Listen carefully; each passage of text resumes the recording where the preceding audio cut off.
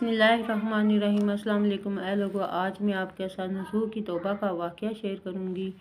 आज मैं आपके साथ इसका पहला बार शेयर करूँगी। अगले ज़माने में नसूह नाम का बंदा था। नसूह की दाढ़ी मूंछ नहीं थी और वो मुँह इसका औरतों वाला था।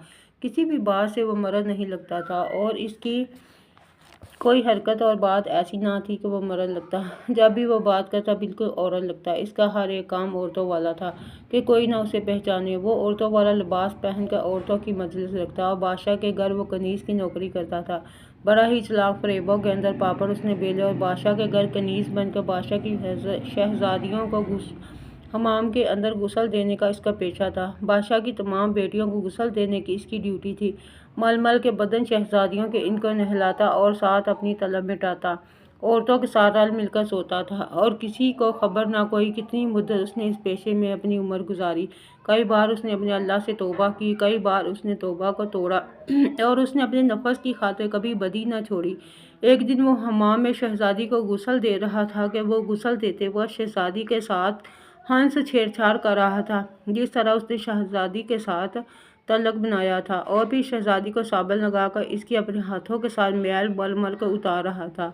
और वो सब दस्तूर भी किया उसने अपने बुरे अमल का। शहजादी के कानों में एक हीरे का मोती था, वो गुम हो गया और वो फिर ना मिला और इसकी खबर बादशाह तक चली गई और बादशाह ने हुक्म दिया कि हर एक कनीज़ और गोली को नंगा करके देखो कि उसने वो मोती कहाँ छुपाया है और जो कोई बांदी बर्दी है किसी का लिहाज न रखना, सबकी नंगा करके तलाशी करना। जब ये खबर नसूह ने सुनी तो उसने अपनी होश खो दी और इसको बेहद फिक्र लग गई और शहजादी को नहलाने वाली खुशी भी दिल में ना रही।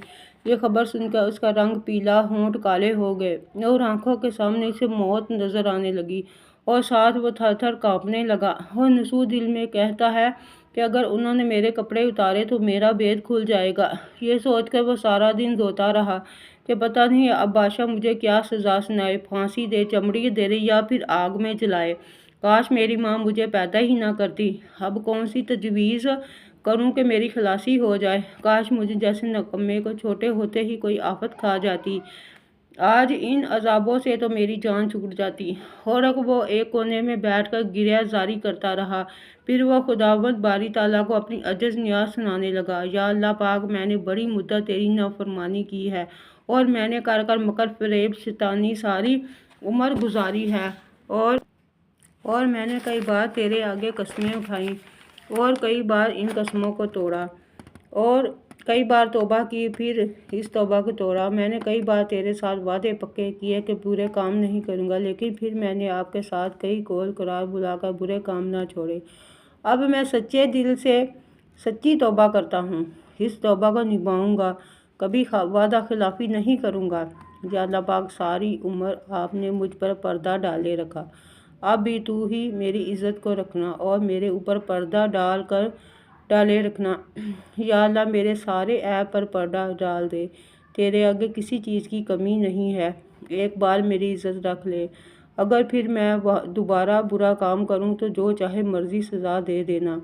नसूह अपने अल्लाह के आगे ऐसे अर्ज़े और फरियादें कर रहा था कि ढूंढने वाले लोगों ने बुलाया इसको और कहा, सबकी तलाशी हो गई है लेकिन मोती नहीं मिला, अब तुम्हारी बारी है, अपनी तलाशी दो। ये बात सुनकर नसूह को लर्ज़ा आया और गश खाकर ज़मीन पर गिर गया और कहता है कि अब क्या करूं खुदाया, और अपने रब से फरियाद करने लगा कि या रब, तेरे दर पर गिरा हूँ हो कि आजिज़ बेहाल बेचारा, अब मेरी मदद करके दिखा दे अपनी रहमत।